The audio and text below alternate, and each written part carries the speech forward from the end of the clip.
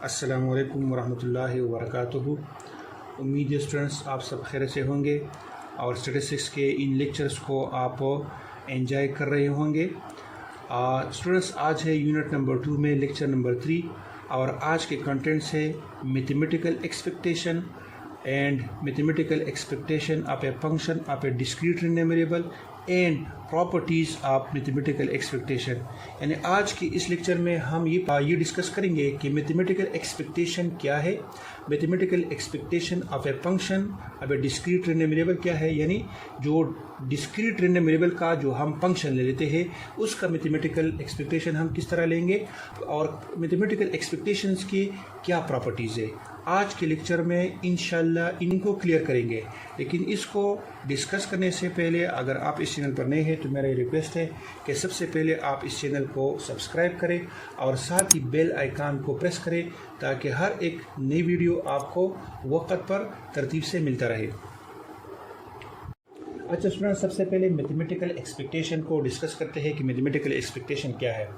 Mathematical expectation को expected value भी कहते हैं, ठीक है, यानी एवरेज और mean of a random variable.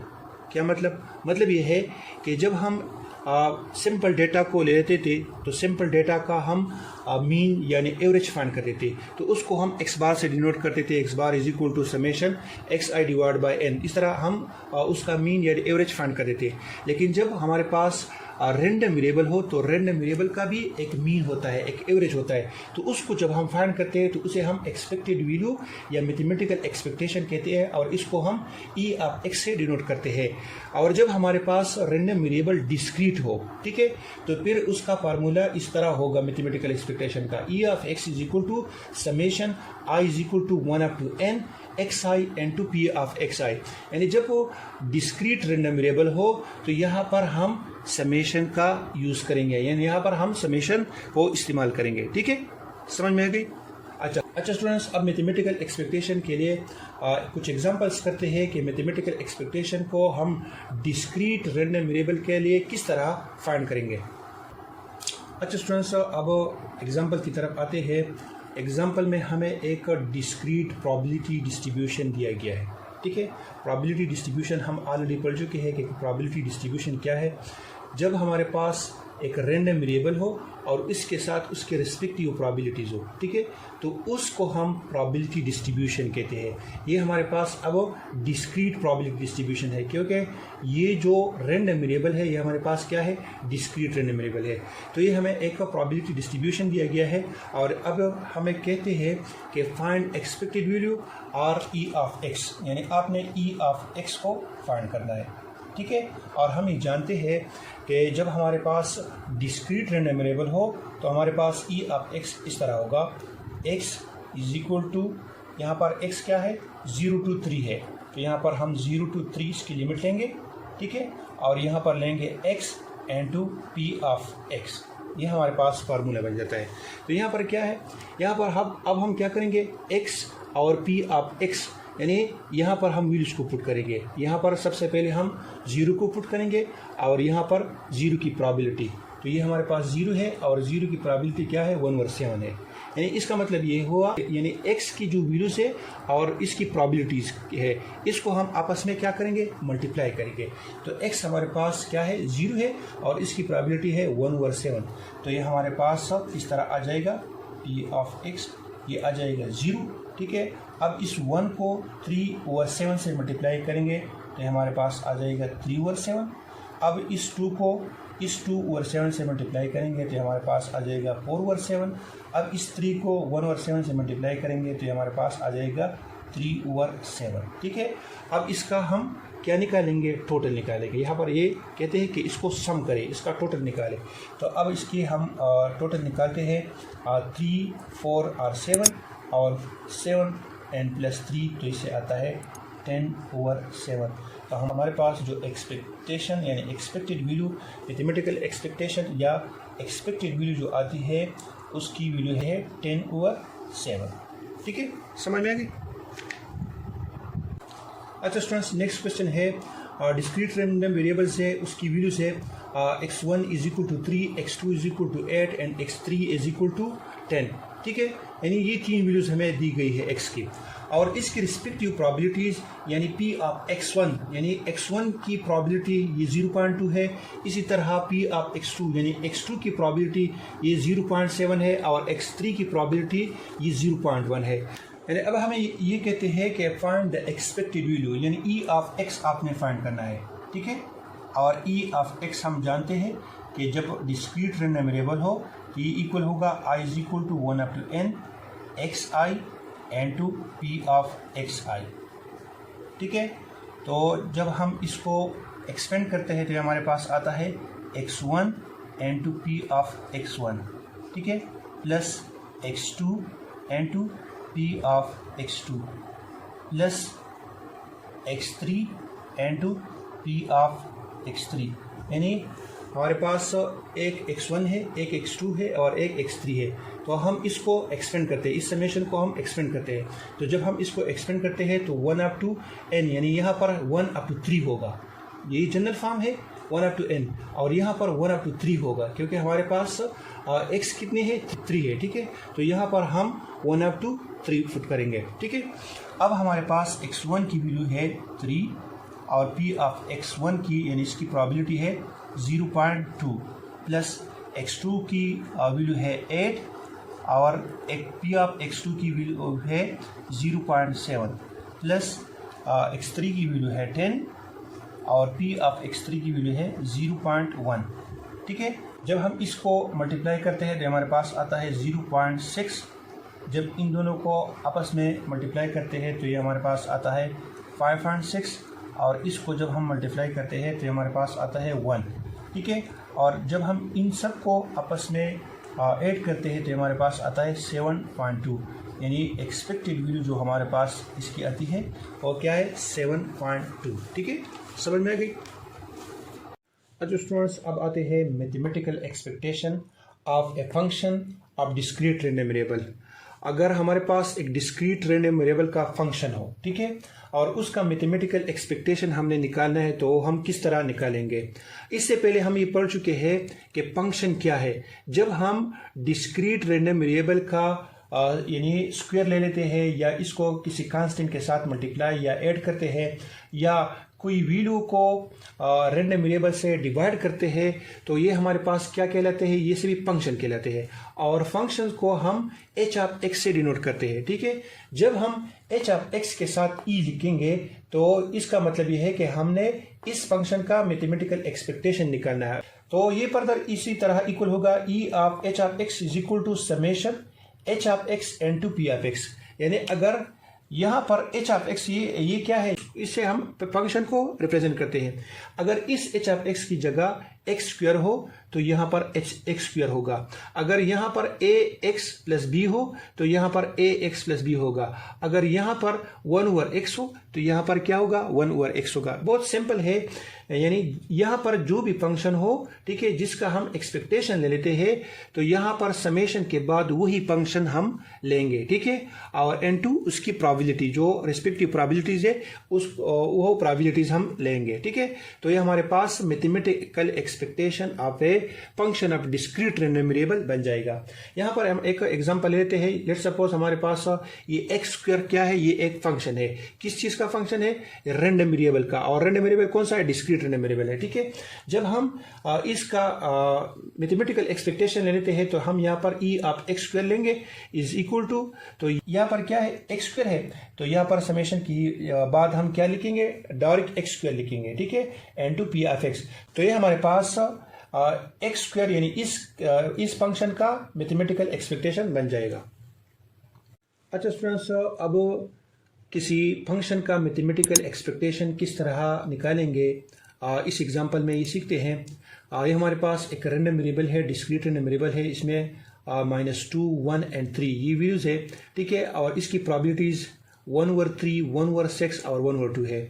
तो सबसे पहले एक्स स्क्वायर एक फंक्शन है, इसका मैथमेटिकल एक्सपेक्टेशन हमने निकालना है। तो हम इसकी मैथमेटिकल एक्सपेक्टेशन किस तरह निकालेंगे, तो एक्स स्क्वायर हमारे पास इसकी जब हम एक्सपेक्टेशन लेते हैं तो ये हमारे पास इक्वल होगा summation X square into P of X. ये अभी हम पढ़ चुके हैं कि यहाँ पर जो भी फंक्शन हो तो वही फंक्शन समेशन के फौरन बाद हम लगाएंगे। ठीक है, तो ये हमारे पास summation X square into P of X होगा। ठीक है, अब यहाँ पर हम सबसे पहले एक्स का स्क्वायर निकालेंगे। तो ये हमारे पास x है -2, 1 एंड 3, तो इसका हम स्क्वायर लेंगे तो ये 4, 1 एंड 9 आ जाएगा। और यहाँ पर क्या है, p ऑफ x है, तो x स्क्वायर को अब p ऑफ x से मल्टीप्लाई करना है, यानी इस कॉलम को इस कॉलम के साथ मल्टीप्लाई करना है। तो 4 को 1 से मल्टीप्लाई करेंगे तो ये 4 ओवर 3 आ जाएगा। इसी तरह इसको इससे मल्टीप्लाई करेंगे तो 1 ओवर 6 आ जाएगा। इसी तरह 9 को 1 ओवर 2 से मल्टीप्लाई करेंगे तो 9 ओवर 2 आ जाएगा। ठीक है, अब इन सब को हम ऐड करते हैं। तो 4 ओवर 3, 1 ओवर 6 एंड 9 ओवर 2 को जब हम ऐड करते हैं तो इसका हम सबसे पहले एलसीएम लेंगे। 6 इसका एलसीएम आ जाएगा। इस 3 को हमने 2 से मल्टीप्लाई किया है तो इससे 6 आया है। तो इस 4 को भी हम 2 से मल्टीप्लाई करेंगे तो ये 8 आ जाएगा। इसी तरह 6 को हमने 1 से मल्टीप्लाई किया है तो इसी तरह इस 1 को भी 1 से हम मल्टीप्लाई करेंगे। इसी तरह 2 को हमने 3 से मल्टीप्लाई किया है, 6 आया है, तो इसी तरह इस 9 को भी 3 से हम मल्टीप्लाई करेंगे तो ये 27 आ जाएगा। अब 27 प्लस 1 ये 28 आ जाएगा और 28 प्लस 8 ये 36 आ जाएगा। और 36 को जब हम 6 से डिवाइड करते हैं तो हमारे पास 6 आ जाएगा। ठीक है, तो ई ऑफ एक्स स्क्वायर यानी एक्स स्क्वायर का जब हम एक्सपेक्टेशन ले लेते हैं तो हमारे पास क्या आ जाएगा, 6 आ जाएगा। नेक्स्ट फंक्शन है 2x प्लस 5। इसका जब हम मैथमेटिकल एक्सपेक्टेशन लेंगे तो हम किस तरह लेंगे, तो ये इक्वल होगा summation 2x plus 5 and 2 p of x। ठीक है, तो सबसे पहले हम क्या करेंगे, 2 को x से मल्टीप्लाई करेंगे, यानी ये हमारे पास क्या है, x है। इस x को हम 2 से मल्टीप्लाई करेंगे तो ये हमारे पास 2 मल्टीप्लाई बाई -2 तो ये -4 आ जाएगा। 2 मल्टीप्लाई बाई 1 तो ये 2 आ जाएगा और 2 मल्टीप्लाई बाई 3 तो ये 6 आ जाएगा। ठीक है, तो ये हमारे पास 2 इंटू x आ जाएगा। ठीक है, अब है 2x प्लस 5, इसके साथ आपने 5 को ऐड करना है। तो इसके साथ अब हम 5 को ऐड करेंगे तो इसके साथ जब हम 5 को ऐड करते हैं तो ये 1 आ जाएगा क्योंकि -4 प्लस 5 से 1 आता है। और 2 के साथ 5 को ऐड करेंगे तो 7 आ जाएगा और 6 के साथ 5 को ऐड करेंगे तो 7 आ जाएगा। अब ये कहते हैं कि इसको इस p ऑफ x से मल्टीप्लाई करें, यानी इस कॉलम को इस कॉलम के साथ मल्टीप्लाई करें। 1 को इससे मल्टीप्लाई करें तो ये आ जाएगा। इसी तरह 7 को इससे मल्टीप्लाई करें ये आ जाएगा। इसी तरह 11 को 1 और 2 से मल्टीप्लाई करें तो ये आ जाएगा। अब इन सब को क्या करेंगे, ऐड करेंगे, इसका सम लेंगे। ठीक है, तो इसका जब हम सम लेते हैं तो 6 इसका एलसीएम लेंगे। ठीक है, और यहाँ पर 2 आ जाएगा, यहाँ पर 7 और यहाँ पर 33 आ जाएगा। ठीक है, अब 33 प्लस 7 40 आता है और 40 के साथ 2 को ऐड करते हैं तो हमारे पास 42 आता है और 42 को जब 6 से डिवाइड करते हैं तो हमारे पास 7 आ जाएगा। ठीक है, समझ में आ गई। अच्छा स्टूडेंट्स, अब आते हैं प्रॉपर्टीज ऑफ मैथमेटिकल एक्सपेक्टेशन की तरफ, यानी मैथमेटिकल एक्सपेक्टेशन की क्या प्रॉपर्टीज है। ठीक है, तो सबसे पहली प्रॉपर्टी है जब हम किसी कांस्टेंट का मैथमेटिकल एक्सपेक्टेशन यानी एक्सपेक्टेड वैल्यू लेते हैं तो उससे कांस्टेंट आएगा।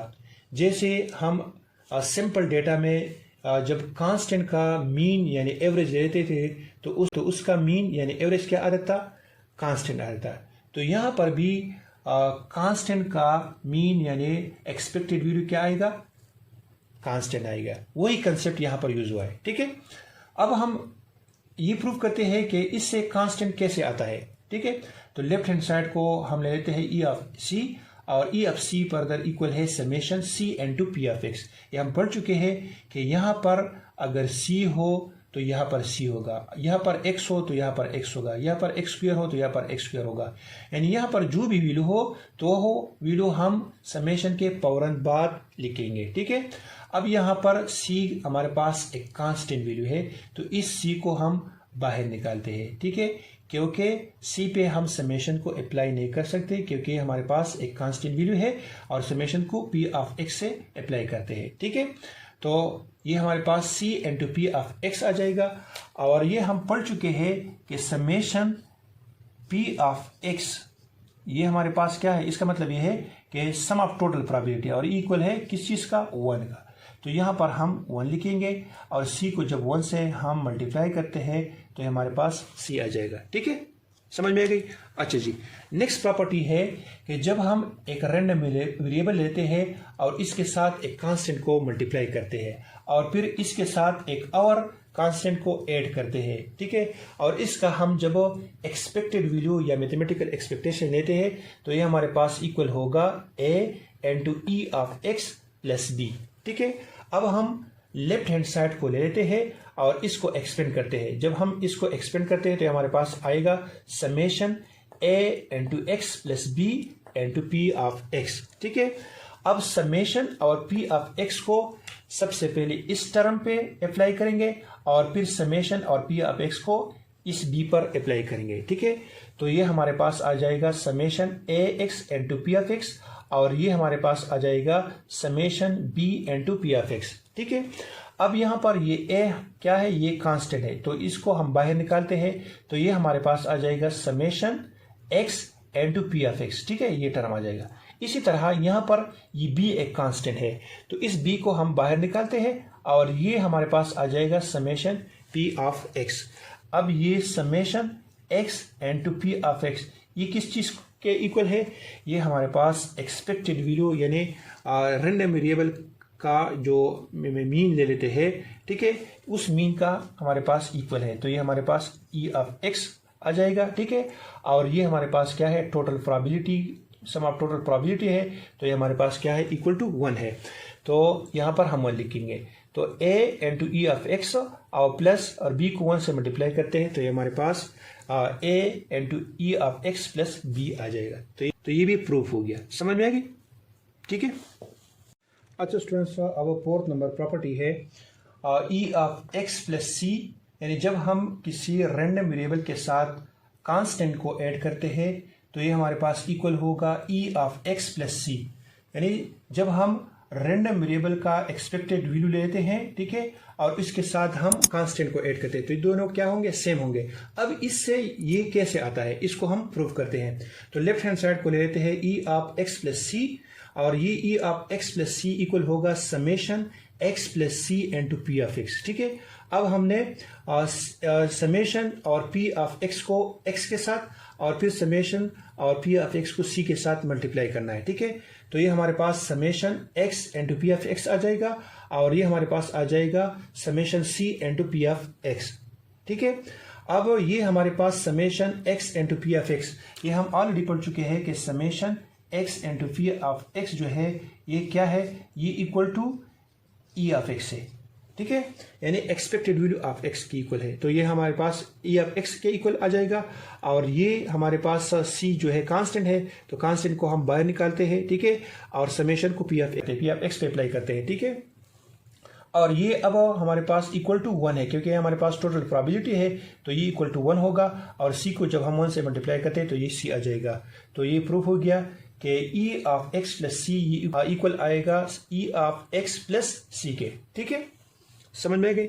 इसी तरह अगर x माइनस सी हो, ठीक है, तो ये इक्वल होगा e ऑफ x माइनस सी के, ठीक है, दोनों सेम है लेकिन एक में प्लस है और दूसरे में माइनस है, ठीक है। नेक्स्ट है e of c into x ये इक्वल होगा c into e of x, यानी जब हम किसी रैंडम वेरिएबल के साथ कांस्टेंट को मल्टीप्लाई करते हैं और इसकी एक्सपेक्टेड वैल्यू लेते हैं तो ये इक्वल होगा किस चीज का, एक्सपेक्टेड वैल्यू ऑफ x का, और इसके साथ जब हम c को मल्टीप्लाई करते हैं तो ये दोनों क्या आएंगे, इक्वल आएंगे, दोनों सेम आएंगे। लेकिन इससे ये कैसे आता है, इसको हमने प्रूव करना है। लेफ्ट हैंड साइड को हम ले लेते हैं e ऑफ cx, ठीक है। अब e ऑफ cx जो है ये हमारे पास इक्वल है summation cx into p of x। अब जो है c हमारे पास ये एक कांस्टेंट है, कांस्टेंट को हम बाहर निकालते हैं और समेशन को x into p of x से अप्लाई करते हैं, ठीक है। तो ये हमारे पास summation x into p of x आ जाएगा और ये हम पढ़ चुके हैं कि summation x into p of x जो है ये हमारे पास इक्वल होगा e ऑफ x के। तो ये हमारे पास e ऑफ x के इक्वल आ जाएगा और ये c अपने जगह पर और इसकी जगह हम e ऑफ x को लिखेंगे। तो ये प्रूफ हो गया कि e of c into x जो है ये इक्वल आ जाएगा c into e of x के। अच्छा स्टूडेंट्स, अब वो लास्ट प्रॉपर्टी है कि जब हम किसी रैंडम वेरिएबल को कांस्टेंट पे डिवाइड करते हैं और इसकी हम एक्सपेक्टेड वैल्यू लेते हैं तो ये इक्वल होगा किस चीज का, 1/c n2 e of x, यानी रैंडम वेरिएबल का हम एक्सपेक्टेड वैल्यू लेते हैं और इसको हम सी से डिवाइड करते हैं, तो ये दोनों क्या होंगे, इक्वल होंगे। अब इससे ये कैसे आता है, इसको हम प्रूव करते हैं। लेफ्ट हैंड साइड को ले लेते हैं, e into X divide by C, ठीक है। तो e into X divide by C ये इक्वल होगा summation x divide by C into P of X. अब हम यहाँ पर समेशन को अप्लाई करते हैं, लेकिन ये 1/c जो है ये हमारे पास क्या है, ये कांस्टेंट है। तो 1/c को हम बाहर निकालते हैं, ठीक है, और समेशन को x into P of X पर अप्लाई करते हैं, ठीक है। तो ये हमारे पास 1/c into summation x into P of X आ गया, ठीक है। अब ये जो है ये टर्म ये हमारे पास किस चीज़ की इक्वल है, e ऑफ x के। तो 1/c into e of x ये हमारे पास आ जाएगा, ठीक है, जो कि यहाँ पर चाहते हैं, और ये प्रूफ हो गया। समझ में आ गई, ठीक है। अच्छा स्टूडेंट्स, जो प्रॉपर्टीज़ अभी हम पढ़ चुके हैं उस प्रॉपर्टीज़ के लिए हम एक एग्जांपल करते हैं और उन सब प्रॉपर्टीज़ को इस एग्जांपल में एक्सप्लेन करते हैं, ठीक है। ये हमारे पास एक रैंडम वेरिएबल है, इसकी वैल्यूज है 2 और 4 और इसकी प्रोबेबिलिटीज है 0.50 और 0.50, ठीक है। समझ में गई। इसमें अब ये चाहते हैं कि आपने e ऑफ x फाइंड करना है। तो e ऑफ x को जब हम फाइंड करते हैं तो हमारे पास आता है summation x into P of x, यानी x को p ऑफ x से मल्टीप्लाई करना है। इस कॉलम को इस कॉलम के साथ मल्टीप्लाई करेंगे तो 2 को 0.5 से मल्टीप्लाई करते हैं 1 आता है, और 4 को 0.5 से मल्टीप्लाई करते हैं 2 आता है, ठीक है। अब इन दोनों को ऐड करते हैं तो हमारे पास 3 आता है। तो e ऑफ x हमारे पास 3 आ गया। समझ में आ गई। अच्छा जी, अब नेक्स्ट ये कहते हैं कि आपने e of x plus 10 find करना है। तो इसको इस तरीके से भी आप फाइंड कर सकते हैं और इस तरीके से भी फाइंड कर सकते हैं। ये अभी हम प्रॉपर्टीज में पढ़ चुके हैं, क्योंकि दोनों से आंसर क्या आएगा, सेम आएगा। इस तरीके से जब आप करेंगे तो summation x plus 10 into P of x, यानी x के साथ आपने 10 को ऐड करना है, इस कॉलम के साथ आपने 10 को ऐड करना है। तो 2 प्लस 10 12 आ जाएगा और 4 प्लस 10 ये 14 आ जाएगा, ठीक है। अब यहाँ पर इसको प्रोबेबिलिटीज से मल्टीप्लाई करना है, यानी इस कॉलम को इस प्रोबेबिलिटी से मल्टीप्लाई करना है। तो इसको जब इससे हम मल्टीप्लाई करते हैं तो 6 आता है, और 14 को 0.50 से मल्टीप्लाई करते हैं तो 7 आता है, और इसको जब हम ऐड करते हैं तो ये 13 आता है, ठीक है। अब इस टर्म को यानी e इंटू एक्स प्लस 10 को हम e इंटू एक्स प्लस 10 भी लिख सकते हैं। यहाँ पर बहुत सिंपल है, यानी e ऑफ x की जगह आपने 3 की वैल्यू पुट करनी है, क्योंकि हमारे पास e ऑफ x क्या आता है, 3 आता है। 3 और प्लस 10, और जब हम इसको ऐड करते हैं तो हमारे पास 13 आता है। तो दोनों से आंसर क्या आएगा, सेम आएगा, ठीक है। नेक्स्ट है, जब हम किसी वेरिएबल के साथ कांस्टेंट को मल्टीप्लाई करते हैं, यानी 10 इंटू एक्स, और इसका जब हम एक्सपेक्टेशन लेते हैं और इसको हम इस मेथड से करते हैं summation 10x into P of x, यानी सबसे पहले आपने x के साथ 10 को मल्टीप्लाई करना है, ठीक है। यानी इसके साथ आपने 10 को मल्टीप्लाई करना है तो ये 20 और 40 आ जाएगा, और फिर इसके साथ आपने इस प्रोबेबिलिटीज को मल्टीप्लाई करना है तो ये हमारे पास 10 एंड 20 आ जाएगा। अब जब इसको हम ऐड करते हैं तो हमारे पास 30 आता है, ठीक है। अब इसको हम इस तरह भी लिख सकते हैं, यानी कांस्टेंट को हम बाहर निकालते हैं और e ऑफ x लेंगे, यानी e ऑफ x हमारे पास क्या है, 3 है, तो इसकी जगह हम 3 को पुट करते हैं और 10 को इससे मल्टीप्लाई करते हैं तो हमारे पास 30 आ जाता है, ठीक है। नेक्स्ट है, जब हम किसी वेरिएबल को कांस्टेंट से मल्टीप्लाई करते हैं और इसका हम एक्सपेक्टेड वैल्यू लेते हैं तो ये हमारे पास इक्वल होगा summation x divide by 10 into P of x, यानी सबसे पहले आपने इस वेरिएबल को इस 10 पे डिवाइड करना है, ठीक है, इस पे डिवाइड करना है। तो ये हमारे पास 0.2 और 0.4 आ जाएगा, ठीक है। समझ में आ गई। अच्छा जी, और फिर इसको आपने प्रोबेबिलिटीज के साथ मल्टीप्लाई करना है, यानी इसके साथ आपने इस कॉलम को मल्टीप्लाई करना है तो ये हमारे पास 0.10 और 0.20 आ जाएगा। और जब हम इसको ऐड करते हैं, यहाँ पर कहते हैं कि आप इसका सम ले लेते हैं, हमारे पास 0.30 या 0.3 आता है, ठीक है। अब इसको इस तरह से भी हम सॉल्व कर सकते हैं, क्योंकि हम पढ़ चुके हैं कि ये और ये दोनों क्या है, बिल्कुल सेम है।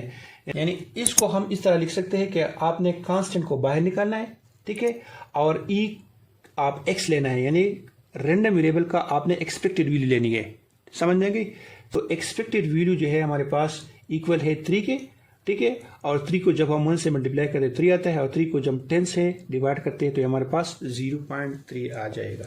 ठीक है, समझ में गए? तो स्टूडेंट्स ये था आज का लेक्चर। उम्मीद है आज का लेक्चर आप सबके समझ में आया होगा। इंशाल्लाह नेक्स्ट लेक्चर में फिर मुलाकात होगी। तब तक के लिए अल्लाह हाफिज़।